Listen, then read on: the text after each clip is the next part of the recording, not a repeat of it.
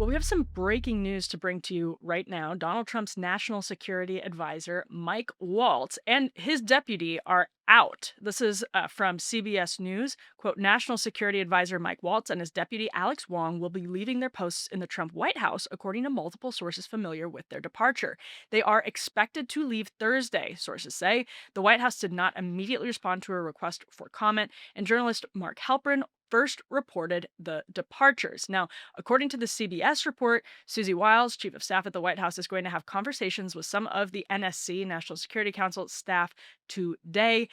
Now, scroll down to the bottom of this article. It also notes that a source familiar with the situation, again, this is a single anonymous source, does say that the president thinks, quote, sufficient time has passed since the signal incident that Waltz and Wong's departures can be framed as part of a reorganization. The president has been hesitant to oust Waltz over the perception that doing so could be seen as bending to outside pressure. So, before we get too much into the details of what this means, I want to bring in some perspectives from some other people who are just reacting immediately since this news broke. Again, Mark Halperin reported this earlier in the morning, and then we've seen confirmations of it since.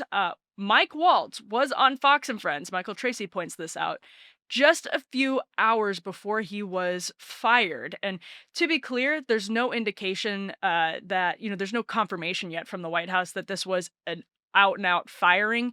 Reading between the lines of these stories, it looks very clearly like it was a firing, that Waltz didn't take the step of resigning. He doesn't want to leave, but Donald Trump has pushed him out. Waltz was on Fox and Friends talking to Brian Kilmeade as though nothing was going on. Basically, nothing. There's nothing to see here. Nothing was going on. So let's just take a little look at that clip again. Remember, this is presumably as people are planning to tell him it's over. All right, let's talk about what is going on with the Houthi rebels. We've been bombing them pretty consistently since the middle of March. You had 1,000 U.S. strikes on different targets. When are they going to start getting the message? And is the message really to Iran? Well, you heard Secretary Hegseth that Iran needs to wake up. Iran needs to get the message that it can be a responsible country, that the president of the United States wants peace. He's ready to make a deal, and that it cannot have a nuclear weapon. Not only can it not have a nuclear weapon, it cannot provide funding, resources, missiles, and assistance to a terrorist organization that is attacking international shipping, attacking United States assets, shooting at our planes. Enough is enough. And the president's been loud and clear. Secretary Hegseth is putting his message out loud and clear. So we sincerely hope Iran receives that message. And again, our great ambassador Witkoff is waiting for them to come back to the table. All right, Jake Sherman of Punchbowl also notes Mike Waltz gave up a safe House seat for a few months in the administration, right? So he lasted just beyond that 100-day mark. That's Mike Waltz, of course. Just beyond 100 days, gave up that safe House seat. As a something adding on to that, Dave Weigel notes 3 House members Trump pulled into the cabinet. Out of 3 of them, one, Matt Gaetz, withdrew after resigning, but before being confirmed. One, Waltz, gone after 100 days. And then one, Elise Stefanik, withdrew because the first 2 guys forced special elections, and they didn't want a third one. Why didn't they want a third one? Well, they have this one big reconciliation bill on the table, very, very slim margins in the House of Representatives that have gotten even slimmer. That's why they put Elise Stefanik, back in to the House of Representatives instead of being ambassador to the UN. She was sort of much hyped as someone who would take over that position. Another important thing to note. Now, Kurt Mills, he is the editor-in-chief over the executive director of the American Conservative. We had him on the show sort of talking about all of these foreign policy dynamics in the Trump administration not that long ago. He notes, quote, the Waltz ejection, he argues, was nigh inevitable. Signalgate was open. Opera bouffe incompetence, and then he baldly lied about it. But the apparent sacking of Alex Wong, an arch hawk former Cotton and Romney staffer, signals a wider ideological reshuffle as well. interesting point from Kurt. I'll also bring Laura Loomer into this conversation. Why? Because Donald Trump himself has brought Laura Loomer into this conversation by allowing a briefing from Laura Loomer to senior White House officials that resulted previously in a shakeup at the National Security Council. Loomer posted NSA Mike Waltz, along with his Chinese deputy NSC advisor Alex Wong, have, quote, resigned from the Trump admin today. Hopefully, the rest of the people who were set to be fired but were given promotions at the NSC under Waltz also depart. She also quote tweeted her own tweet back in late March about Alex Wong. So again, this is making it pretty clear that Laura Loomer has been in the ear of people in the White House about Alex Wong, not just about Mike Waltz. She's invoking the fact that Wong is Chinese, that his wife is Chinese, and that she's saying that his wife worked under the Obama administration. These are the types of arguments that Laura Loomer has brought to the table, and apparently resulted ultimately in Mike Waltz leaving. Now, again, the CBS report makes it sound as though this was related to Signalgate, that Mike Waltz was so badly damaged by Signalgate, he had badly lost credibility, that Donald Trump just didn't want to look like he was giving in to the media firestorm, which is something he feels like he learned from his first experience in the White House, his first term in the White House, where there was this constant churn because the media was constantly reporting palace intrigue. There were lots and lots of leaks. This Trump administration is much more buttoned down to the extent that it's possible, and tries not to leak. There's a heightened awareness of the sort of damage that the palace intrigue news cycle can do to the administration's ability to carry out its goals. But in this case, it looks like Trump wanted Waltz to go after Signalgate. Maybe Loomer was someone that helped accelerate his departure or make it more likely. But it sounds like he was so badly damaged after Signalgate that it just became untenable. His credibility in the administration probably just became untenable. And we were talking about that at the time. Now, I've written and argued that one of the reasons Mike Waltz wasn't immediately let go after Signalgate is because he's a very valuable figure in this administration, in that he's hard to replace. And Pete Hegseth is the same way, more valuable than Waltz because he's actually in charge of the whole Pentagon. NSA is no non-role. It's obviously an important role. It's not quite the same, but they're both bridge figures between the old Republican Party and the new Republican Party, the pre-Trump Republican Party and the post-Trump Republican Party. Now, a person like Loomer would dispute what I just said and would say that Mike Waltz is essentially just old GOP, and he's repackaged himself as Trump GOP. And he's someone who has, successfully convinced enough people in Trump circles that he's totally MAGA, when in fact he's not. He's just pretending to be MAGA. I think there might be some truth to the sincerity, like questioning the sincerity of the questions that Loomer and others raise about the sincerity of Mike Waltz's transformation into a MAGA guy. He was just at that cabinet meeting yesterday where there were all of the sort of obsequious ring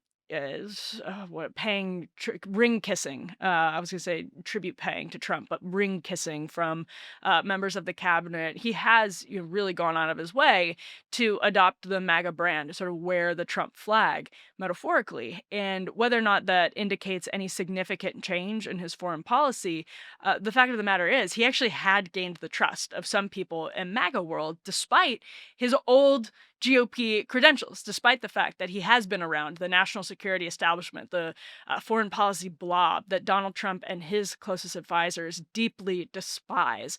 Now, Trump brought in people like John Bolton in his first administration because he's since said he kind of liked to watch people fight. He thought that there was some value in having, a Bolton duke it out with someone like Keith Kellogg, or someone like, I don't know, Stephen Miller, people in his, Don Jr. maybe, and watch them sort of fight it out and come to a good argument, where you don't have in other administrations people kind of marching in lockstep, right? This ideological, more of a monotonous ideological belief set. Everyone's on the same page, and now Trump, it seems to be moving more in that direction, which I find interesting. I'm not surprised by this. We'll see who gets who replaces Mike Waltz. They'll probably come in a matter of hours because this is a fairly important post, and they likely wouldn't fire him without having someone in mind to fill it, you'd think. But it is a hard job to fill. I think this is why Pete Hegseth is safe for now. I've said that here.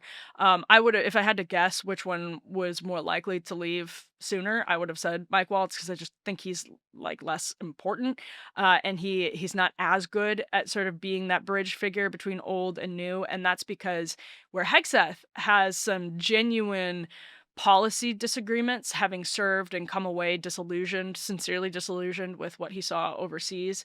I don't know that Waltz has ever persuasively said that he's had, a change of heart on a lot of issues. People just don't trust that with him, and I think they're right to not trust that with him.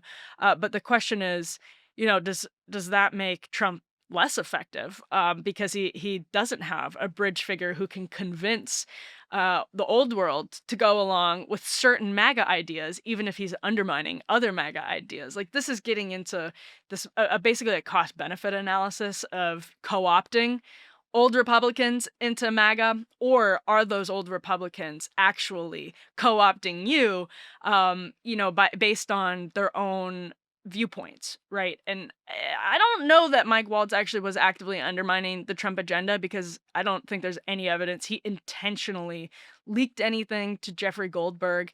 Eventually, what came out and what he was not honest about at first is just that they figured out he had someone else's name. This is what was, I think it was the Wall Street Journal that had the story at the time.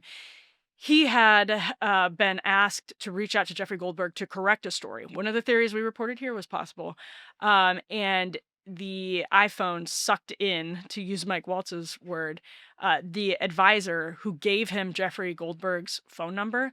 The AI put it in his phone as the advisor's number, because the advisor was the one who passed along Jeffrey Goldberg's number. And when you're creating contact cards, I mean, that may or may not be true. I find that to be a more plausible explanation. It's still possible he was trying to add Jameson Greer, but it doesn't seem like it was intentional, whatever the case may be. What we did find out, though, is that he has had prior contact with Jeffrey Goldberg, which speaks to and highlighted for so many people Mike Waltz being someone who's very close with the old guard in ways that they never really trusted him. The Don Juniors, the Tucker Carlsons, and their allies in the administration never really trusted him in the way that they do more trust Pete Hegseth, even if they think Hegseth is possibly someone who's manipulated more easily by the foreign policy establishment. So this is a really interesting development. Not entirely surprising. Interesting in the respect that Trump, as we suspected, and the CBS report is a good indication of, Trump did not want to give into a media firestorm, didn't want to get back into that rhythm of palace intrigue reporting, really having so much sway over who's hired and fired, meaning you can leak on your enemies and pretty easily get them fired. Like they don't want that to happen, let alone they don't want the distractions in the departments that can cause. They feel like they have a narrowed window in order to accomplish their agenda. So interesting in that respect. Interesting because there's now an open question of who can replace someone like Mike Waltz. He was very valuable to the administration because of being a bridge figure. And then interesting in the respect that Trump has lost a bridge figure. So does this mean the administration is heading more in a direction of restraint, realism? Those are, words that some people would say are too charitable to describe the foreign policy of J.D. Vance. I think they're perfectly fine descriptors. But Trump himself is not somebody who perfectly fits into that box. He doesn't have a neat ideology where you're able to say restrainer or neocon, imperialist. This guy wants Greenland, but he also, is telling Netanyahu that this is a PR problem. He's very hard to pin into a prefixed mold, unlike almost all prior Republican leaders. So this could signal something interesting, especially as Kurt Mills points out, Alex Wong, somebody who does have similar ties to Cotton World, and even as he points out, as Mills points out, Romney World. Does it signal a quote wider ideological shuffle to Kurt's point? Because who are they going to replace these guys with? It seems like what they're not going to do is pad the NSC with a bunch more people from the old world, given that that became a problem for them within 100 days. Also, let's just acknowledge Mike Waltz did a terrible job defending himself throughout the course of this controversy. He went on Laura Ingraham's show and basically got owned by her. Even if his explanation proved to be roughly in one direction, he also claimed he had no idea, he'd never talked to Jeffrey Goldberg before, and the pictures came out of him with Jeffrey Goldberg. He's just not done a good job. He's looked sort of weak. He's lacked credibility, and I think that damage, given that he was already coming in with a trust deficit with like one half at least of the administration, was just too much for him ultimately to overcome, even if he was valuable as that sort of bridge figure for Trump world. So that's the plot line to watch going forward. Does this become a wider ideological reshuffle at the NSC and in this NSA position? We will see. We will be here covering it. That is for sure. So make sure to subscribe over at undercurrents.tv if you want the full premium experience. You get a newsletter from me, a private email address to contact us, and of course, full paywalled episodes of the show. Go over there, subscribe on YouTube, wherever you get your podcasts, and we'll be back here with more soon.